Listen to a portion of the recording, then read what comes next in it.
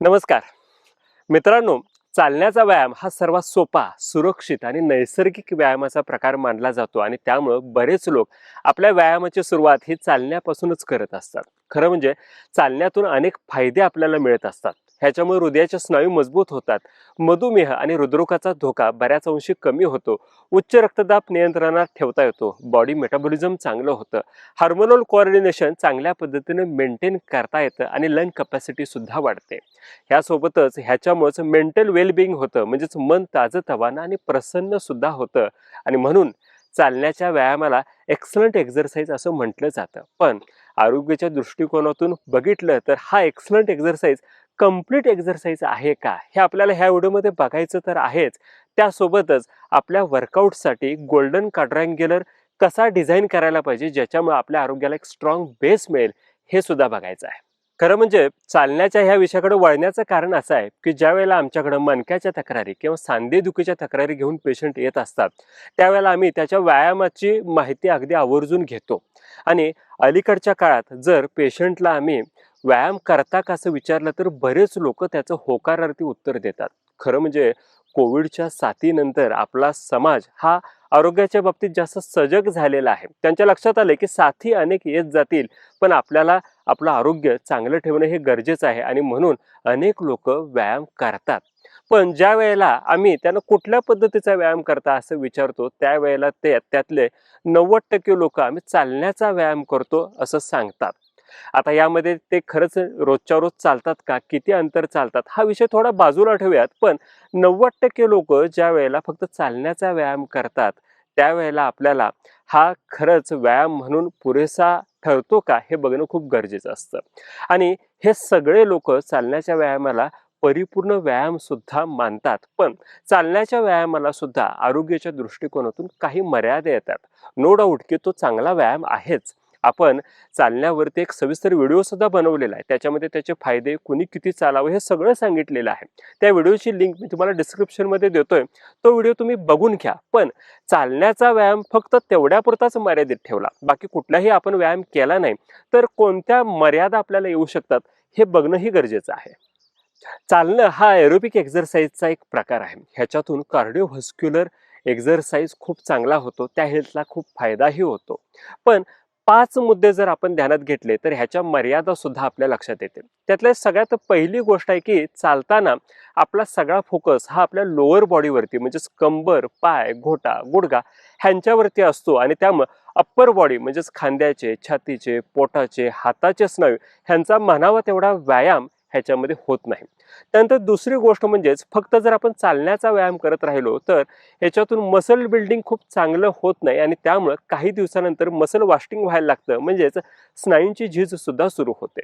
त्यानंतरची गोष्ट म्हणजेच ह्याच्यातून जॉईंट हेल्थ चांगली होते, पण त्या जॉईंटमध्ये फक्त नी जॉईंट म्हणजेच गुडघा, घोटा आणि कमरेच्या सांध्यांचा व्यायाम होतो. इतर सांध्यांचा व्यायाम ह्याच्यातून होत नसतो, कारण ह्याच्यामध्ये आपण काही मोमेंट ह्या रिपीटेड करतो आणि लिमिटेड रेंजमध्ये करतो आणि त्यामुळे बाकीच्या सांध्यांचा व्यायाम तर होतच नाही, पण ज्या सांध्यांचा व्यायाम होतो तो सुद्धा एका ठराविक मर्यादेतच होतो. त्याच्या पुढे जाऊन स्नायूंची, सांध्यांची लवचिकता वाढत नाही. त्यानंतरची गोष्ट म्हणजेच आपल्या हाडांची जी ताकद वाढायला पाहिजे कुठल्याही व्यायामानंतर, ती सुद्धा चालण्याच्या व्यायामातून तितकीशी वाढलेली आपल्याला दिसत नाही, पण हाडांचं आरोग्य मात्र ह्याच्यातून चांगलं राहू शकतं. आणि नंतरची सगळ्यात महत्वाची गोष्ट म्हणजे जर आपण चालण्याचा व्यायाम सुरू केला तर आपल्याला चालण्यातून फायदे होतच जातात, पण एका ठराविक मर्यादेनंतर मात्र ते होणारे फायदे तेवढ्याच जास्त प्रमाणात होत नाहीत.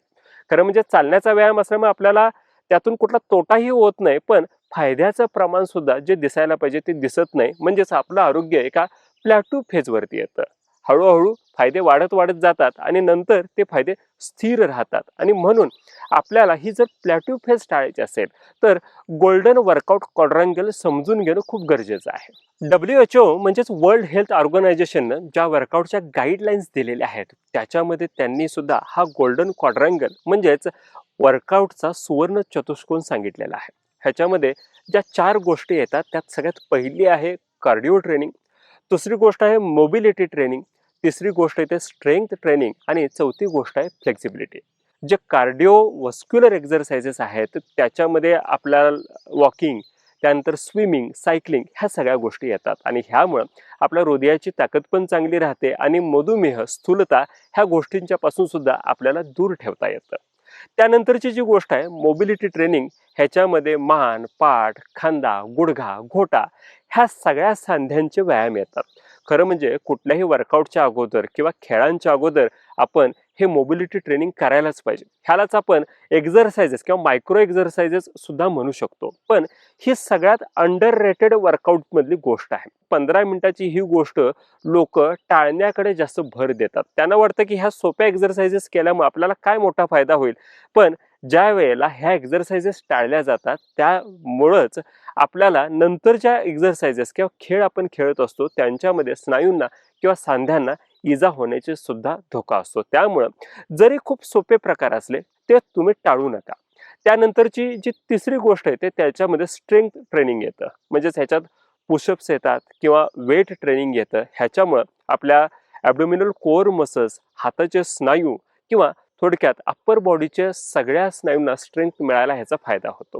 ह्याच्यामुळे बॉडी मेटाबॉलिझम सुद्धा चांगलं होतं आणि सगळ्यात महत्त्वाचा फायदा ह्याच्यात असा होतो की ज्यावेळेला आपण कुठल्याही एक्सेस कॅलरीज कंझ्युम करतो त्यावेळेला त्या कॅलरीज आपल्या लिव्हरमध्ये न साठवता त्या मसल बिल्डिंग करता वापरल्या जातात आणि त्यामुळं जर आपण वेट ट्रेनिंग, स्ट्रेंथ ट्रेनिंग करत राहिलो तर फॅटी लिव्हरचा धोका खूप कमी होतो.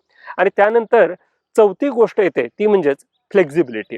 आता ह्याच्यामध्ये तुम्ही स्ट्रेचिंग सुद्धा करू शकताय किंवा योगासनं सुद्धा करू शकताय. योगासनाबरोबरच जर तुम्ही प्राणायाम आणि मेडिटेशन जर केलं तर ह्याच्यातून तुमच्या सांध्यांची लवचिकता तर वाढेलच, पण त्याचबरोबर तुमचं मन सुद्धा शांत व्हायला मदत होईल आणि त्यामुळं फिजिकल आणि मेंटल दोन्ही लेवलवरती तुम्हाला ह्याचा फायदा होईलच. त्याचबरोबर स्पिरिच्युअल अवेकनिंग म्हणजेच आपल्याला एक आत्मिक शांतता सुद्धा ह्याच्यातून नक्कीच मिळेल. ह्या व्हिडिओचा उद्देश तुम्ही वॉकिंग थांबवायला पाहिजे असा अजिबात नसून जर तुमच्या मनामध्ये गैरसमज असेल की आम्हाला कुठे ह्या सगळ्या गोष्टीकडून बॉडी बिल्डिंग करायचं आहे तर तो गैरसमज काढून टाकणं हा आहे. कारण जेवढं वॉकिंग आपल्या आरोग्यासाठी महत्त्वाचं आहे तेवढंच बाकीच्या तिन्ही गोष्टी आपण ज्या बघितल्या त्या सुद्धा आपल्या आरोग्यासाठीच गरजेच्या आहेत.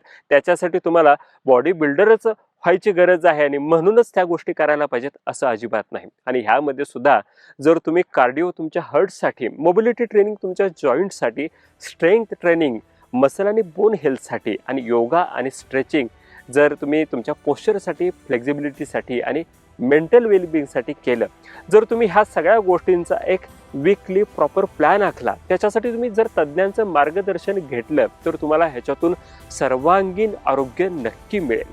जाता जाता ह्या व्हिडिओचा एक शेवटचा आउटकम सांगतो की walking is necessary but not enough.